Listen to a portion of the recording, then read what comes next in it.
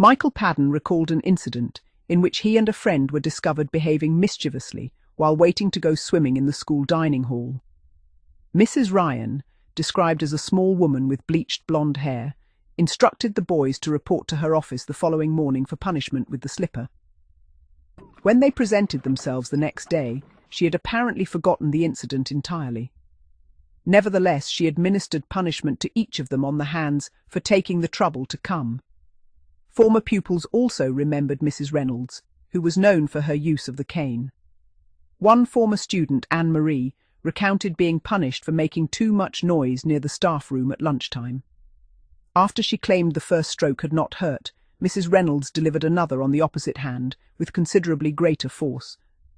Another former pupil, Andy, remembered being caned after a stink bomb had been set off, despite insisting he was innocent. Attempting to move his hand during the punishment resulted in 10 additional strokes. At St. Crispin's School in Wokingham, former pupils recalled Mrs. Andrews administering the cane to 3 students for an offence they maintained they had not committed. One recalled returning home with painfully swollen hands, but feeling unable to complain for fear of further punishment at home. Several former pupils spoke of teachers who had acquired formidable reputations for corporal punishment. At St. Dominic's Secondary School in Liverpool, Miss Walsh and Mrs. Lamb were frequently mentioned. Former pupils described Mrs. Lamb as particularly severe, with one student recalling that the pain from her punishments was unforgettable. Others remembered receiving the cane regularly for lateness, often both in the morning and afternoon.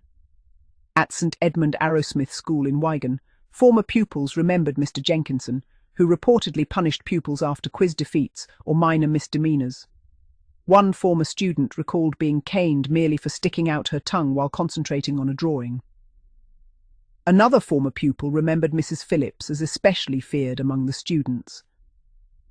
At St. George of England High School in Liverpool, recollections centred on Miss Gregory, a diminutive teacher remembered for standing on a chair or wooden box in order to administer the cane.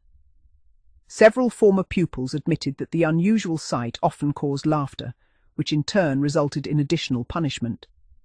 Others recalled receiving the cane from a succession of teachers, including Norman Dennis, John Murphy, Mr. Snape, and Miss Toms. At St. George's Comprehensive School in Birmingham, former pupils recalled Mr. Johns and Mrs. Cook, the latter remembered for administering corporal punishment with notable severity. One former pupil reflected that times have certainly changed since the mid-1970s.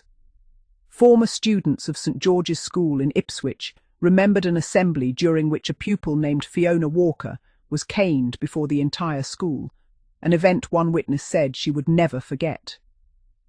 Meanwhile, at St. George's Secondary School in Sleaford, one former pupil described Mrs. Rees, the deputy head teacher, as a strict disciplinarian whose use of the cane inspired fear among students.